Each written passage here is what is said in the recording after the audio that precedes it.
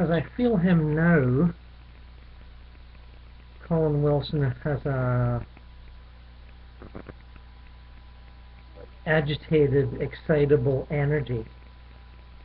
Perhaps because I didn't accede to his request for a spirit contact a couple of hours ago and said I would get to it fairly soon, and he's waited around and he's pacing, as it were, rather irritated with me.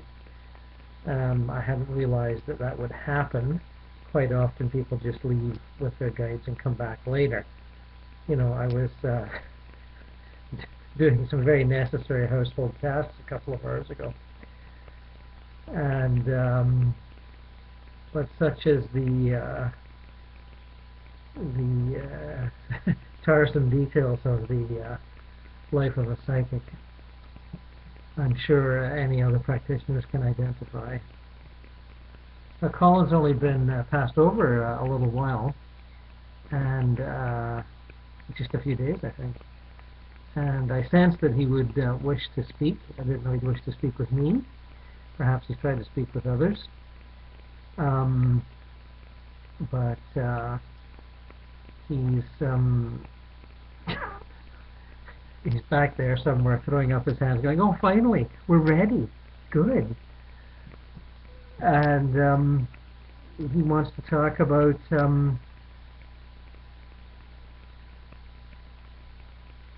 I think amazed, despite all his reading and meditating and thinking and talking to psychics and mediums over the years, and he did write about esoteric and occult things for many years, and was extremely knowledgeable, although he didn't seem to be much of a practitioner. A little too intellectual for that, I think. But amazed at what he has entered into with this transition.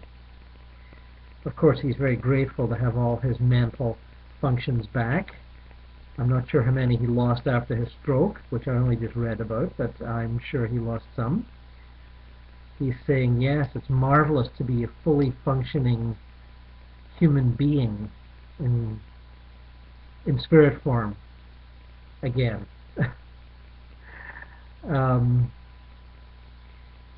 He would like to say how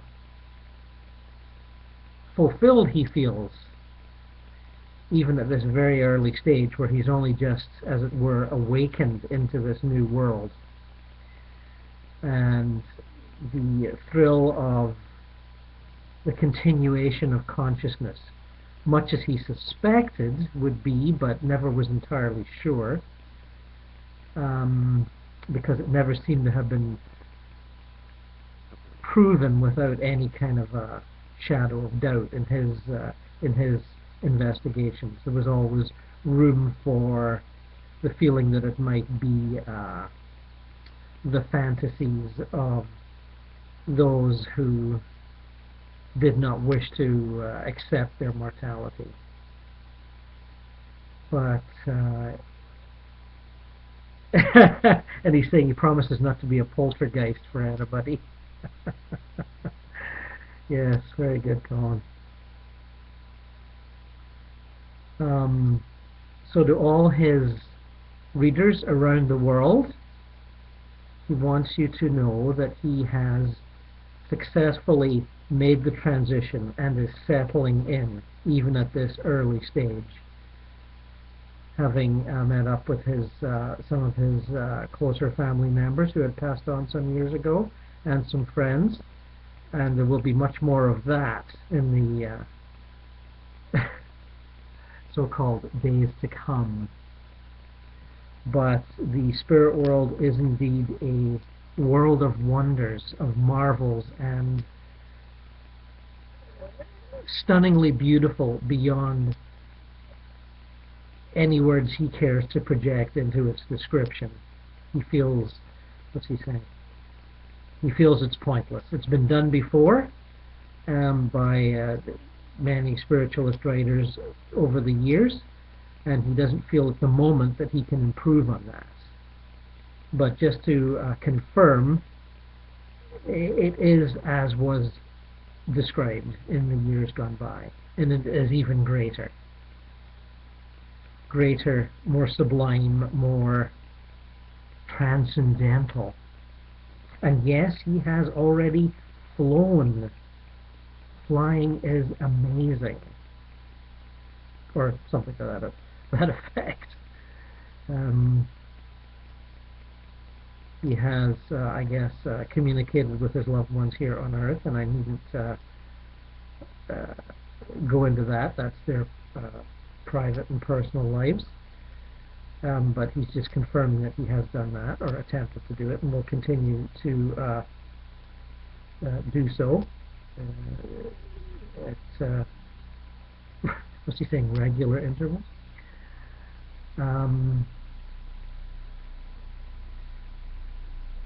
He has been told of the great libraries and museums and centers of scientific exploration that exist on certain levels of spirit, and he is very keen to explore that, and will do so at his earliest convenience.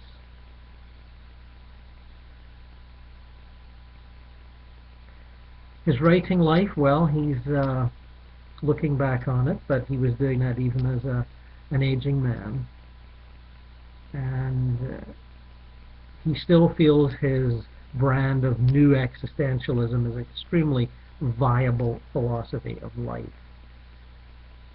And I personally am somewhat familiar with that, but having read of it many years ago in the what was it, Introduction to the New Existentialism, I believe it was.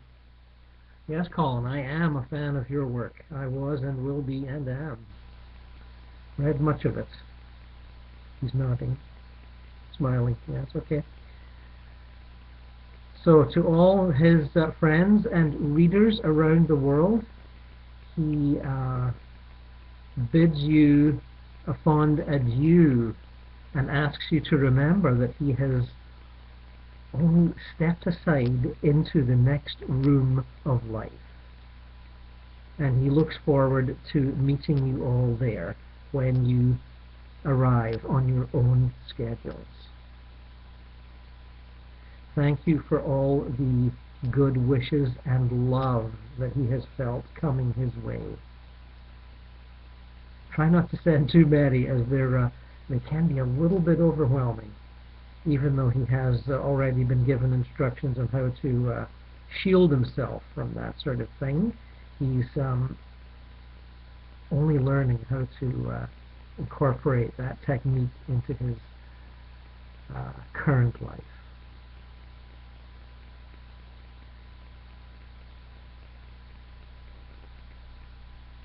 Okay, he's fading now. He seems happy that finally found the time to channel him. And let me just say, as I've said before, there is no guarantee, no psychic can give you any 100% guarantee that the spirit who is claiming to be who they are is definitely them.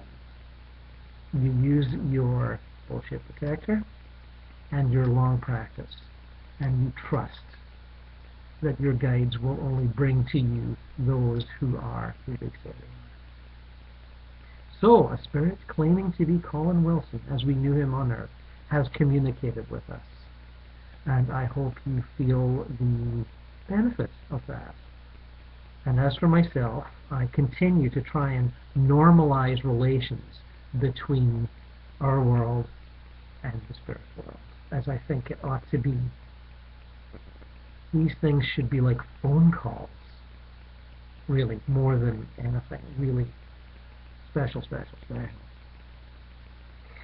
And as the years go by, maybe just the months go by, let us hope we move into that consciousness, that way of life. And maybe we can talk to Nelson Mandela, and also Ray Manzarek of The Doors has been kind of nudging me a little bit of late. So we'll get to that fairly soon, hopefully. God bless you all.